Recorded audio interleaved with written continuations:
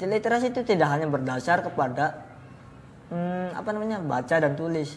Literasi juga bisa menyelamatkan hidup seseorang.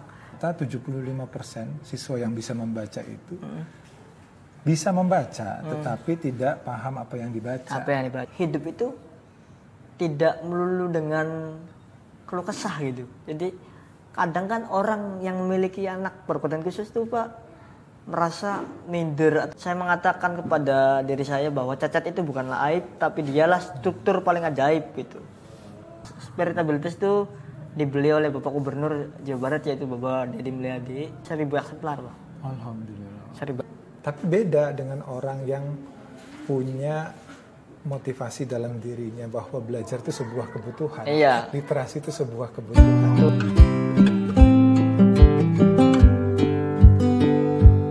Assalamualaikum warahmatullahi wabarakatuh. Waalaikumsalam warahmatullahi wabarakatuh. Teman-teman, sahabat Ngopi Sedelat, ngobrol pikir sejenak dengan literasi. Teman-teman, bicara soal literasi, kita perlu mendalami nih bagaimana sebenarnya literasi itu ya teman-teman ya. Jangan sampai kita miskonsepsi kalau literasi itu hanya sekedar membaca aksara saja, padahal lebih dari itu.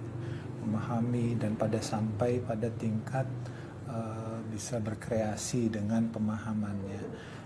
Literasi juga sebetulnya tujuannya adalah supaya kualitas hidup manusia bertumbuh meningkat dengan adanya kemampuan literasi. Nah teman-teman, hari ini kita mau ngobrol-ngobrol dengan salah satu narasumber istimewa kita nih teman-teman. Nah beliau seorang pegiat literasi, penulis, juga aktif di dalam forum-forum literasi ya. Mas Rizal? Iya Pak. Sehat Mas Rizal? Alhamdulillah Pak, sehat Pak. Alhamdulillah, luar biasa. Nih Mas Rizal, boleh memperkenalkan diri dulu Mas Rizal? Assalamualaikum warahmatullahi wabarakatuh. Perkenalkan, nama saya Muhammad Dewana Farizal atau biasa dipanggil Rizal. Saya adalah salah satu penulis Kabupaten Indramayu dan salah satu pegiat literasi juga yang sekarang sedang aktif dan gencar-gencarnya sedang membuat buku baru gitu. Sedang membuat challenge baru di kehidupan saya. Oke, luar biasa. Mau buat buku yang keberapa berarti? Kelima Pak. Kelima. Sebelumnya boleh di ini Mas, buku apa saja? Sebelumnya buku pertama yaitu berjudul Puisi Tak Punya Nama. Buku kedua berjudul Sajak Tak Bisa Dimakan. Buku ketiga adalah Spiritabilitas. Motivasi untuk para penyandang disabilitas. Dan buku yang keempat adalah Aksara Jiwa, yaitu kumpulan puisi nulis bareng. Nulis bareng itu artinya penulisnya tidak hanya satu orang. Ya. Kontributor. Nah, kemudian kemarin dengar-dengar sempat ini yang spiritabilitas atau yang mana tuh yang dari apa yang katanya dapat ini dari KDM? Ya, spiritabilitas Pak. Jadi cerita nggak? Spiritabilitas itu dibeli oleh Bapak Gubernur Jawa Barat, yaitu Bapak Deddy Mulyadi, yaitu berjumlah 1000 eksemplar Pak. Alhamdulillah. 1000 eksemplar. 1000 eksemplar dan Bapak Gubernur itu pernah dulu menjanjikan untuk membeli 5000 eksemplar. Dan sampai sekarang belum saya ini lagi karena mungkin beliaunya sibuk gitu kan. Tapi yang 1000 udah ya? Sudah ditaruh di rumah beliau dan juga nanti beberapa bulan lagi akan disebarluaskan ke sekolah-sekolah, bukan hanya di sekolah anak berkebutuhan khusus, tapi sekolah-sekolah formal juga seperti kuliahan atau lain sebagainya. Oke, berarti dukungan beliau juga ini ya. Nah, boleh cerita nggak Mas tentang spiritabilitas yang Mas tulis itu, tentang apa sebetulnya? Oh iya, jadi spiritabilitas itu adalah kumpulan kata-kata motivasi untuk para disabilitas bahwa hidup itu tidak melulu dengan keluh kesah gitu. Jadi kadang kan orang yang memiliki anak berkebutuhan khusus tuh Pak merasa minder atau jengah dengan anaknya sendiri. Maka saya mengatakan kepada diri saya bahwa cacat itu bukanlah aib, tapi dialah struktur paling ajaib gitu. motivasi buat teman-teman. Gitu. Dan secara jujur kalau boleh bicara Pak, hal yang paling terberat adalah membuat kata-kata motivasi itu. Oh iya. Apa beratnya? Beratnya adalah kita memiliki tanggung jawab kepada ribuan orang gitu Pak. Ketika pembaca itu menanyakan kepada saya, Mas tuh happy nggak sama hidupnya Mas? Saya katakan ya happy, saya bilang.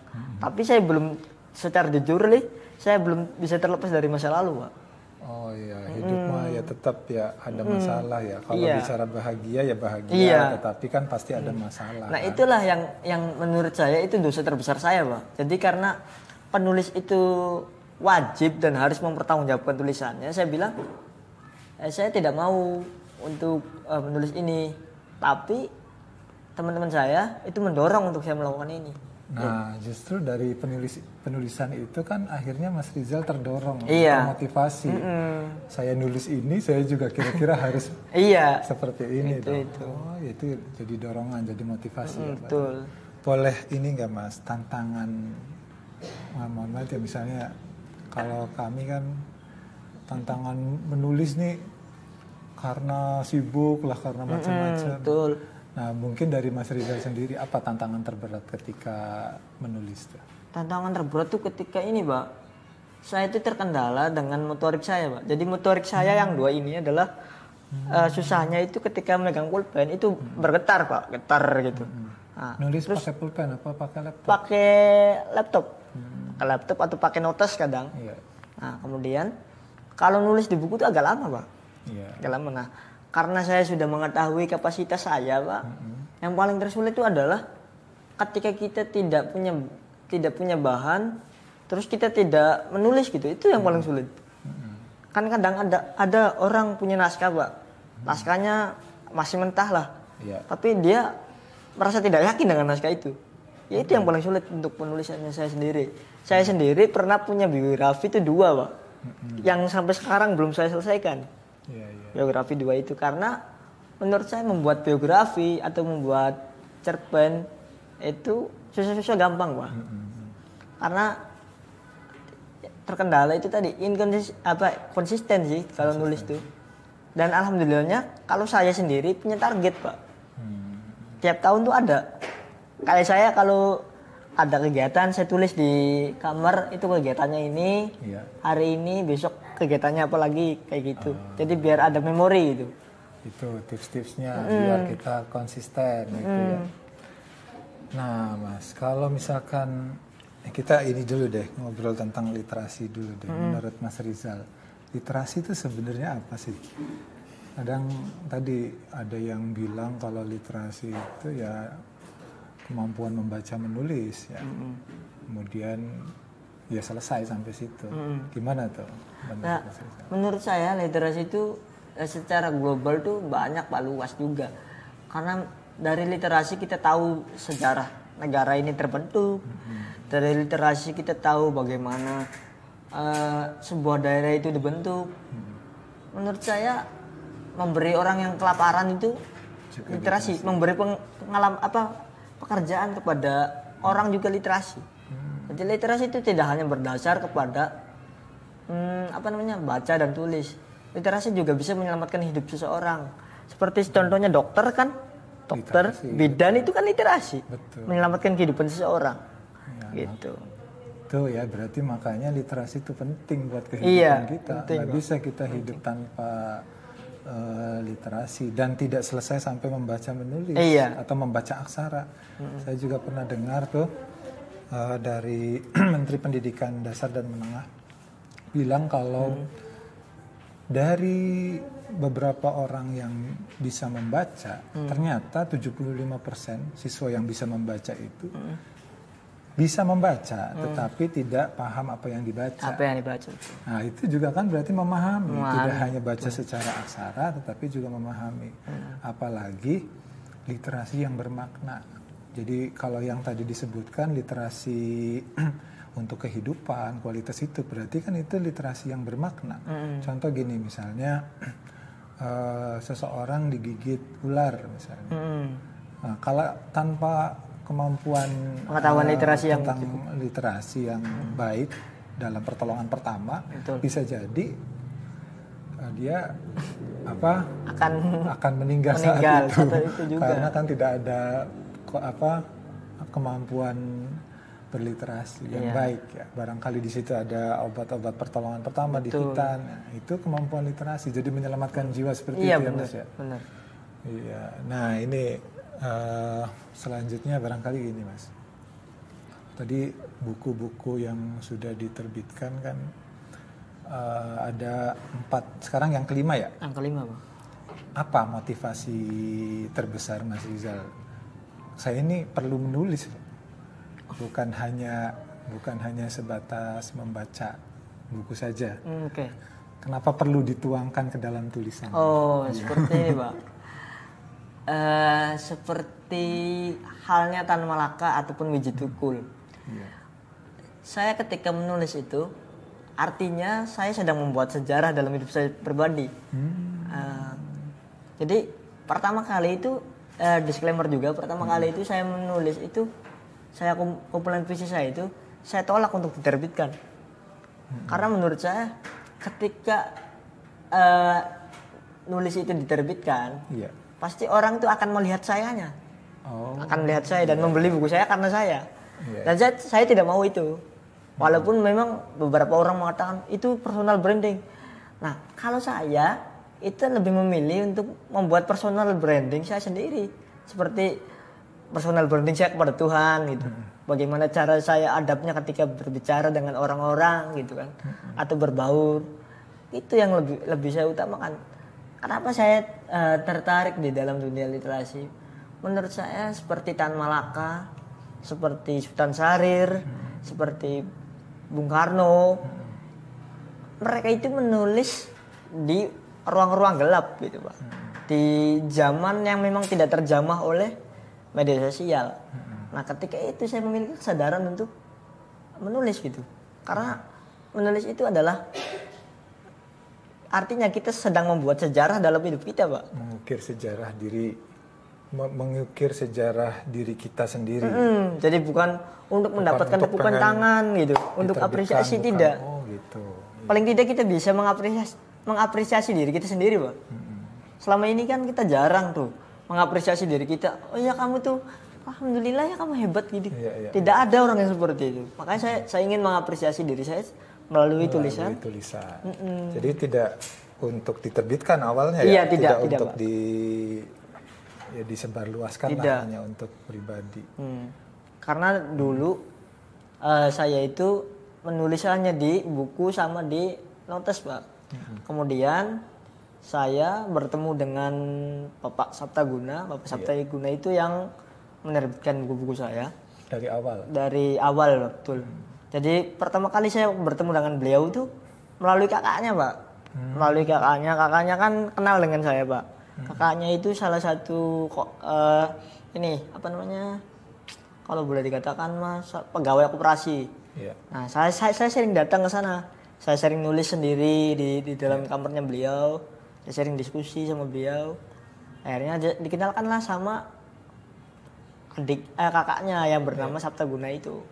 Kemudian lambat laun saya dituntut oleh beliau untuk membuat biografi, tetapi ternyata tidak selesai karena satu dan lain hal tadi. Kemudian saya off itu 2 tahun 3 tahunan, Pak.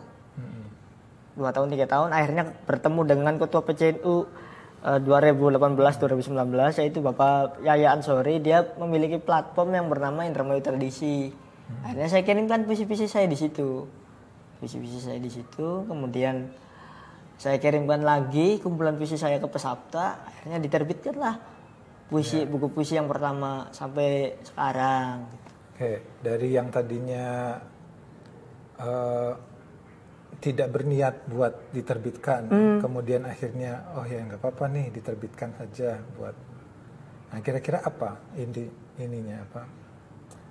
motivasinya ketika mau diterbitkan? Apa karena saya ini harus tidak hanya buat diri saya sendiri gitu, ada kan yang begitu, pengen menginspirasi atau bagaimana? Jadi awalnya itu saya itu punya trigger, Pak. Saya tuh melihat bahwa disabilitas itu masih dianggap skeptis ketika itu. Jadi saya memutuskan untuk membuat sejarah dalam hidup saya dan juga membagikan karya-karya saya kepada orang luar bahwa ada loh, bahwa disabilitas tuh bisa loh membuat karya yang orang lain nggak bisa gitu. Bahkan yang seperti saya pun belum bisa Mas Rizal, luar biasa karya-karyanya, luar biasa. Berarti yang tadinya rencananya buat sendiri, saya ini harus punya manfaat lah, inspirasi buat orang lain, khususnya di disabilitas, supaya disabilitas tidak hanya tadi dianggapnya tidak tidak punya kemampuan atau bagaimana, ternyata bisa gitu. Betul, ya. Luar biasa. Jadi, saya pernah ini Mas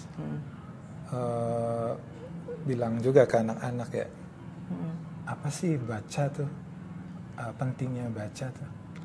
Saya pernah menjelaskan ke anak-anak nih, membaca buku itu, saya bilang, itu seperti kita ngobrol dengan orang-orang hebat. Gitu. Kita mungkin saja nggak punya kesempatan yang bisa gitu bertemu dengan orang-orang hebat, misalnya menteri atau siapa gitu. Tapi dengan kita membaca tulisannya, kita seperti menyerap pemikirannya gitu, seperti ngobrol dengan orang-orang hebat. Gitu. Termasuk saya juga pernah, salah satu buku inspirasi saya itu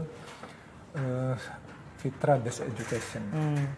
Saya kan di pendidikan ya Mas ya. Iya. Jadi buku Fitra Best Education itu buku tentang pendidikan, ditulis oleh seorang Ustadz Hari Santosa nih. Pas itu ceritanya saya nonton di YouTube tentang Fitra Best Education ini, pendidikan berbasis Fitra. Saya cari tahu, ternyata setelah sekian lama ternyata nggak ada video-video terbaru. Iya. Saya cari tahu akhirnya kok kenapa nggak ada video-video yang baru. Ini video-video yang lama semua. Selang beberapa, pokoknya 1 bulan atau berapa bulan gitu ya. Akhirnya saya cari tahu, ternyata beliau itu udah meninggal gitu orangnya.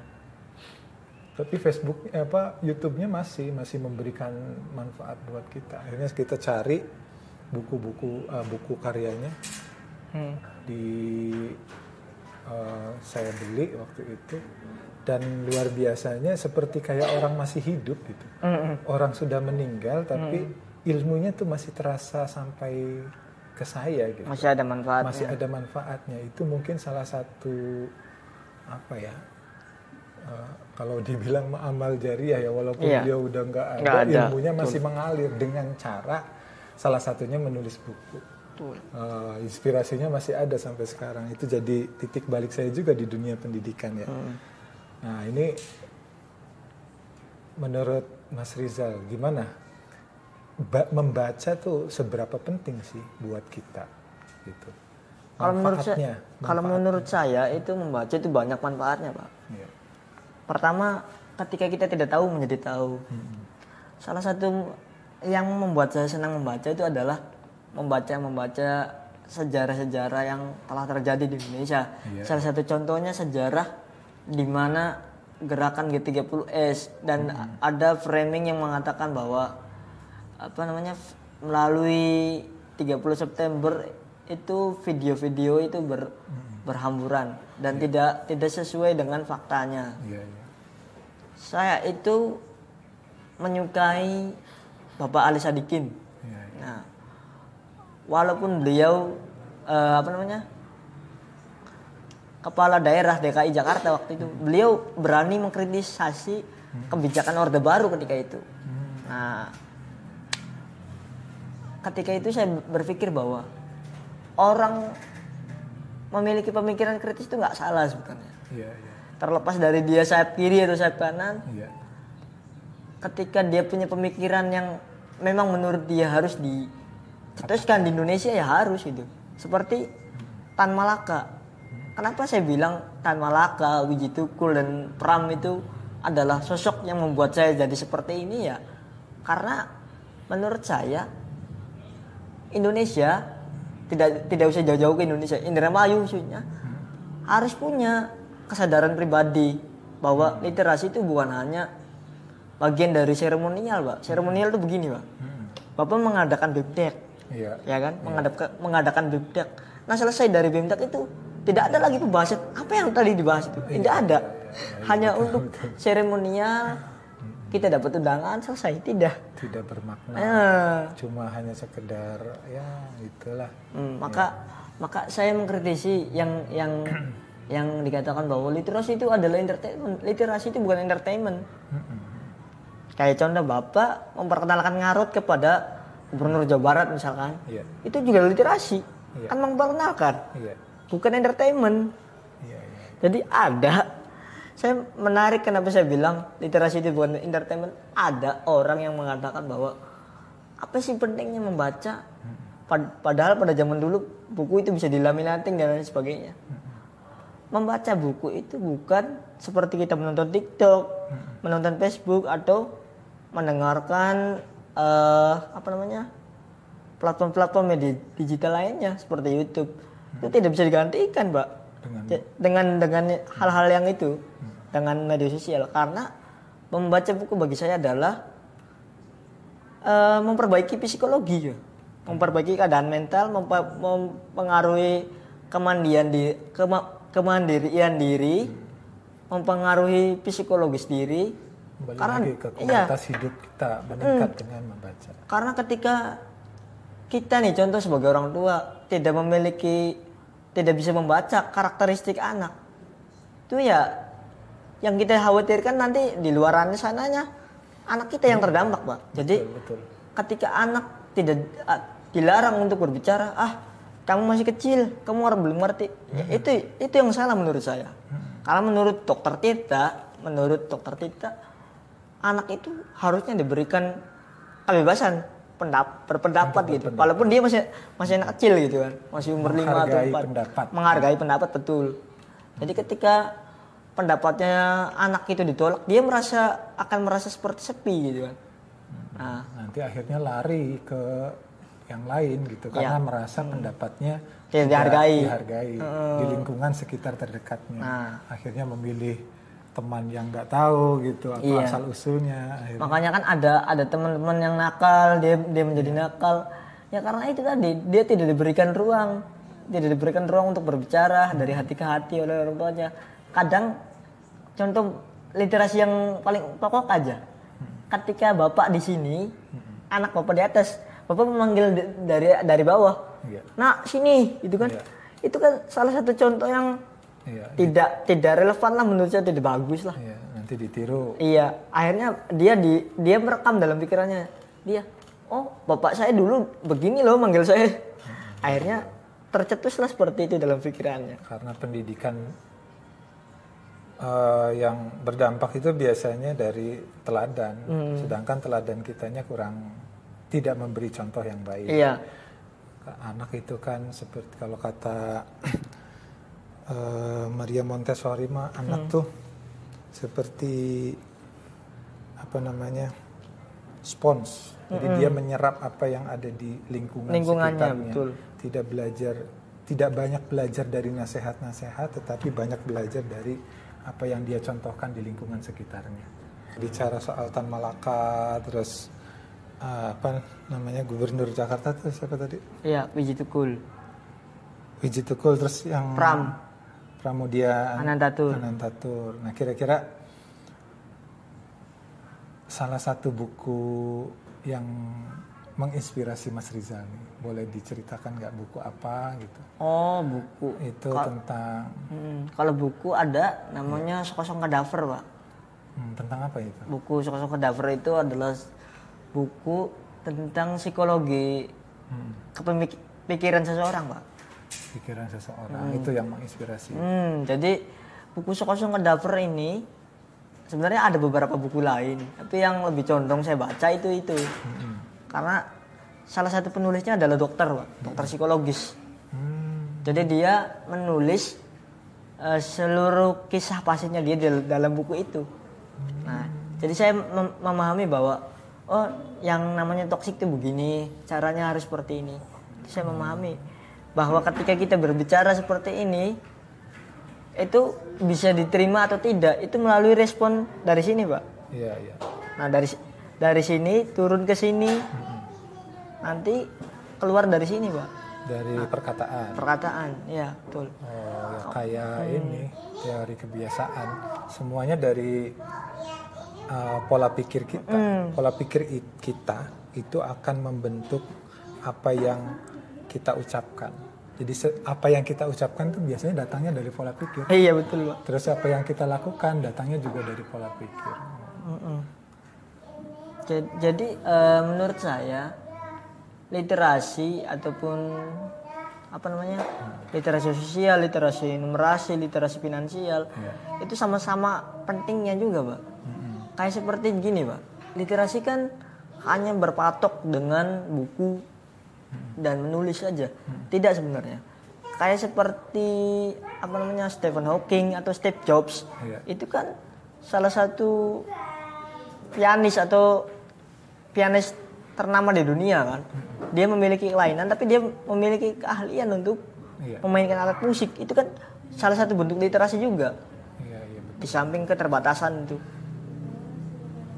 Nah, kenapa saya bilang literasi di kita di Indonesia itu jauh berbeda sama di Jepang. Di Jepang itu lebih disiplin dalam soal membaca. Di Jepang disiplin juga dalam mengatur waktu.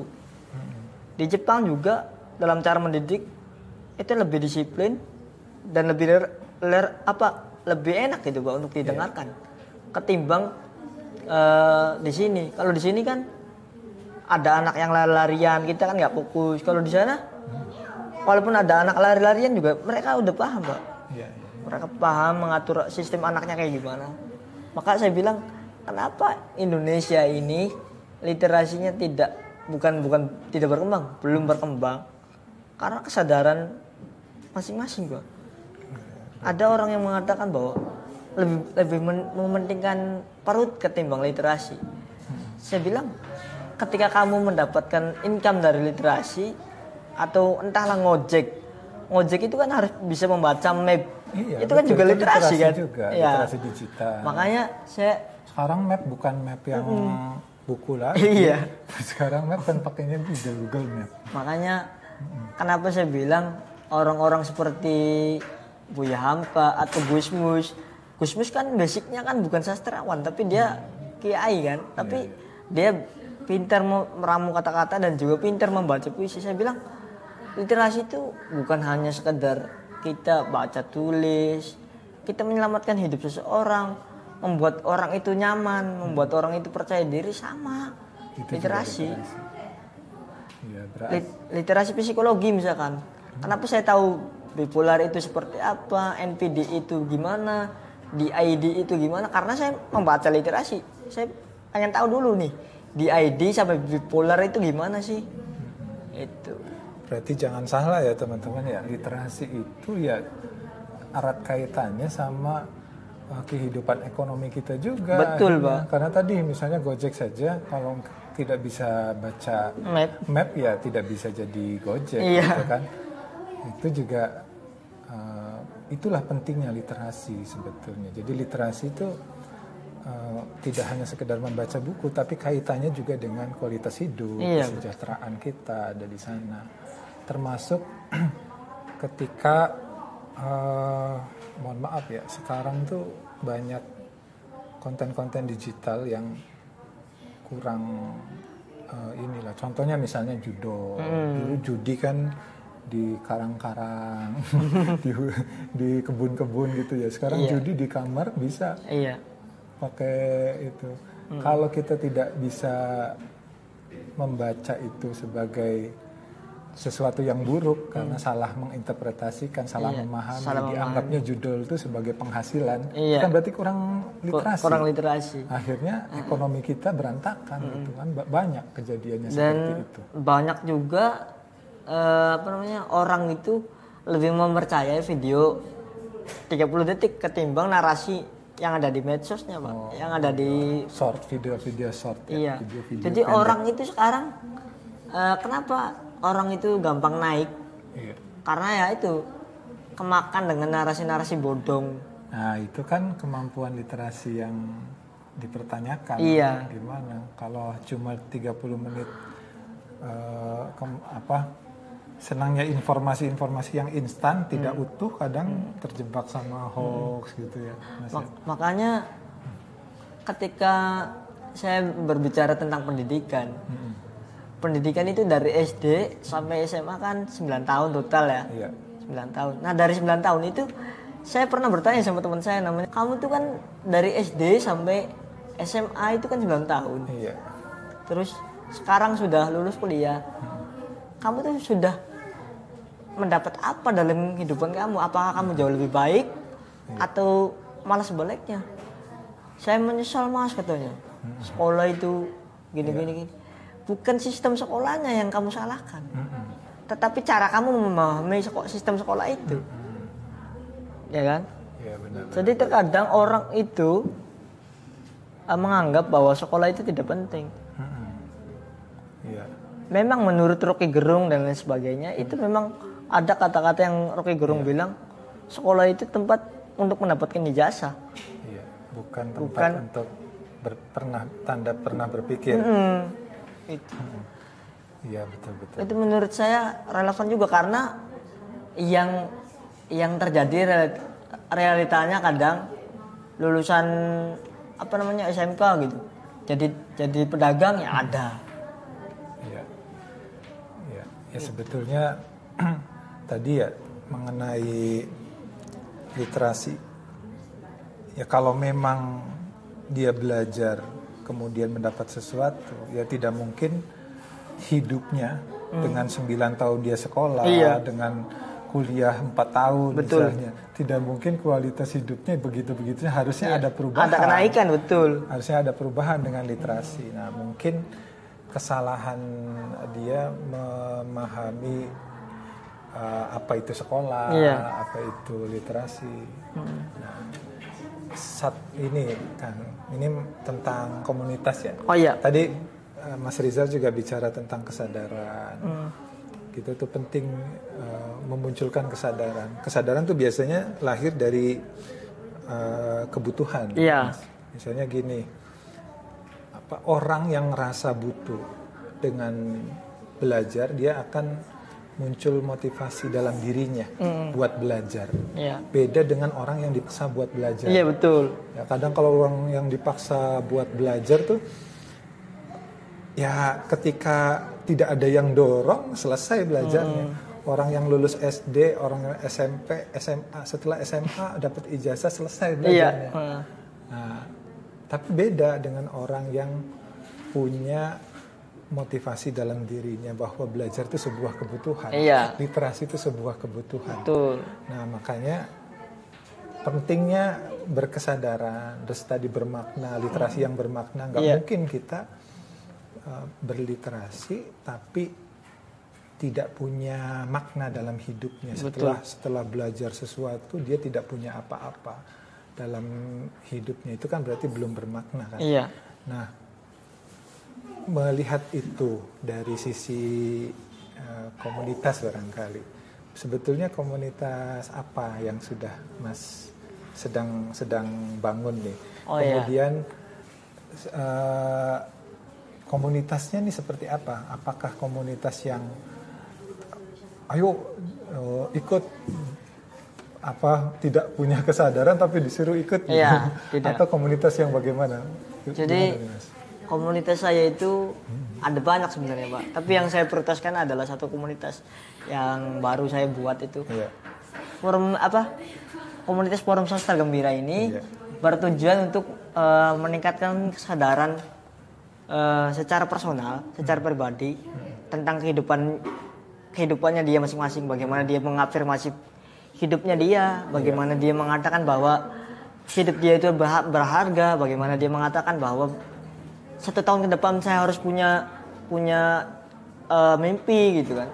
Kadang orang ketika kita punya mimpi, contoh Pak, saya punya mimpi, saya pengen punya mimpi untuk punya komunitas sastra yang tidak terikat gitu. Saya pengennya orang itu membaca buku itu tidak ada terikat apapun gitu Pak. Leprok aja gini.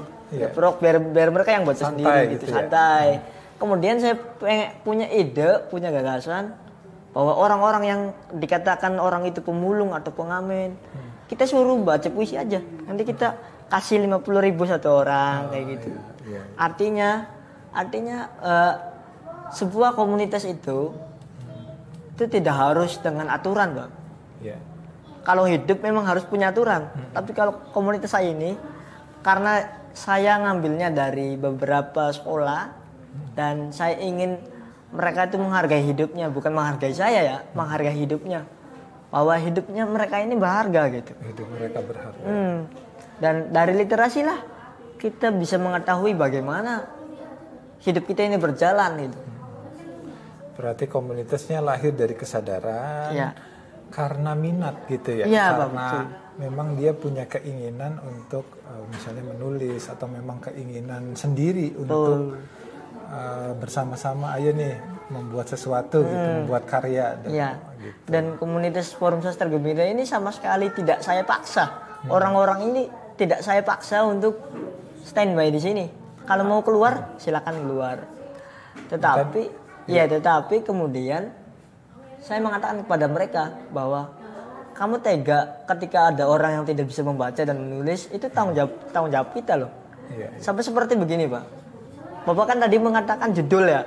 Nah, ada beberapa influencer yang menurut saya itu melakukan dosa besar Pak kepada masyarakat. Karena apa?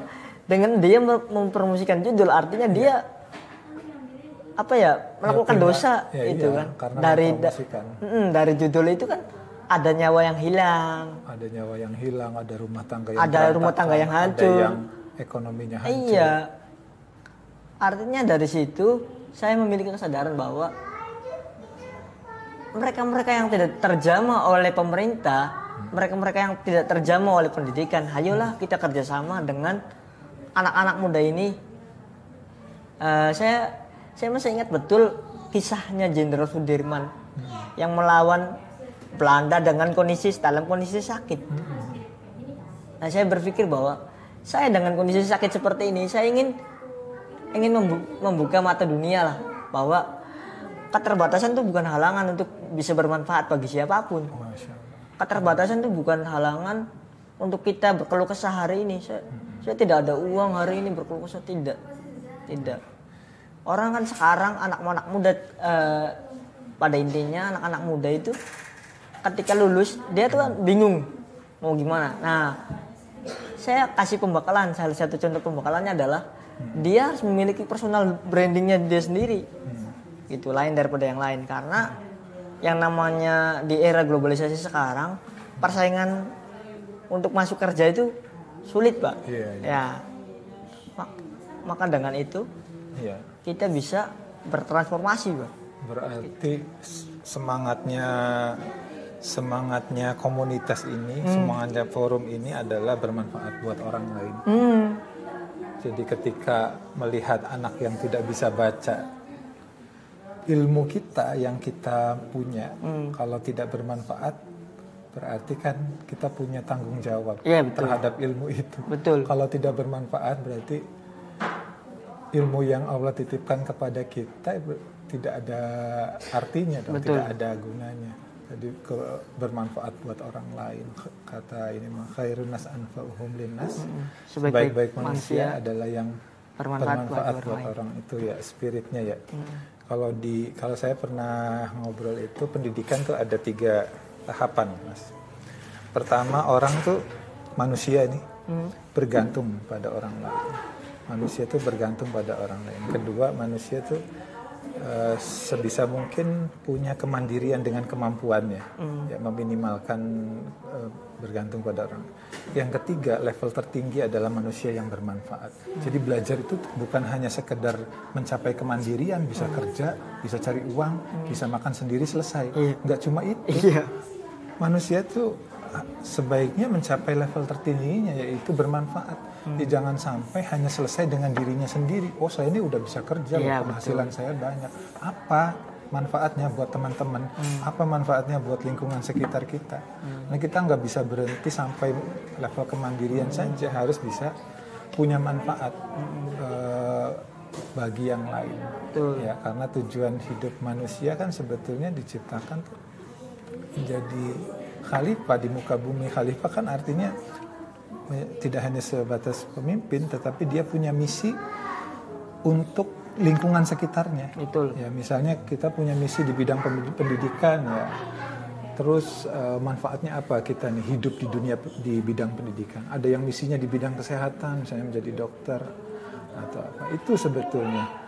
Ada yang misinya di lingkungan, bagaimana supaya meminimalkan sampah, kan ada yang punya minatnya di situ. Ada juga yang punya misi di literasi, bagaimana cara meningkatkan literasi masyarakat.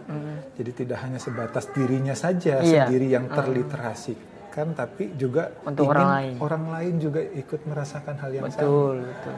Itu misi mulia luar biasa. Mas, barangkali terakhir nih, sebagai closing statement lah. Kira-kira menurut Mas Rizal apa yang perlu disampaikan kepada teman-teman, atau inspirasi apa yang bisa Mas Rizal sampaikan? Yang perlu saya sampaikan adalah untuk generasi muda, tentunya ketika mereka lingkungan sekitar kamu tidak mendukung kamu, artinya mereka bukan bagian dari mimpi kamu. Nah, dan janganlah kamu mengejar dunia, tapi dunia lah yang mengejar kamu. Betul. Dan kembali lagi, sepintar apapun seorang manusia, secerdas apapun seorang manusia, ketika tidak memiliki adab dan akhlak yang baik, maka tidak akan pernah bisa mencapai level tertinggi. Dan level tertinggi seseorang adalah bisa menjaga hidupnya dia, bisa menjaga kewarasan dalam arti dia sadar akan kebutuhannya dia. Itu. Dan satu yang perlu digarisbawahi bahwa generasi muda di tahun 70-an, 80-an tuh sangat antusias dengan literasi. Bahkan di Jalan DI Panjaitan Jakarta itu buku-buku itu berserakan. Maka kita perlu sebagai generasi muda katakan yang perlu kalian katakan, utarakan yang perlu kalian inginkan, tapi sesuai dengan koridor yang berlaku. Seperti contoh misalkan kalian membutuhkan namanya pendidikan, membutuhkan yang namanya kegiatan untuk mengembangkan minatnya kalian gitu, atau kuliah atau lain sebagainya. Itu. Luar biasa obrolan kita kali ini, Mas Rizal. Terima kasih atas waktunya, Pak. Luar biasa, menginspirasi sekali ya sahabat Ngopi Sedelat nih. Sudah berapa menit nih kita ngobrol, nggak kerasa ya Mas ya. Nggak kerasa, betul. Luar biasa. Mas, nih barangkali ada teman-teman yang ingin pesan, masih produksi bukunya? Masih Pak, kalau ada yang pesan. Kemana kalau bisa? Saya bisa Pak. Nanti nomor HP-nya di sini nih ya. Teman-teman ya, barangkali teman-teman ingin mendapatkan inspirasi melalui tulisan-tulisan Mas Rizal ya. Betul. Boleh ya pesan di sini Pak. ya. Siap. Nanti ada beberapa buku karya beliau yang sudah di ini. Oke, itu saja. Semoga Mas Rizal tambah sukses di komunitasnya, tambah bermanfaat buat orang lain, yang menginspirasi orang lain. Ya, terima kasih Pak. Ya, terima kasih. Sebelumnya kita tutup. Semoga bermanfaat. Billahi taufiq wal hidayah. Wassalamualaikum warahmatullahi wabarakatuh. Waalaikumsalam warahmatullahi wabarakatuh.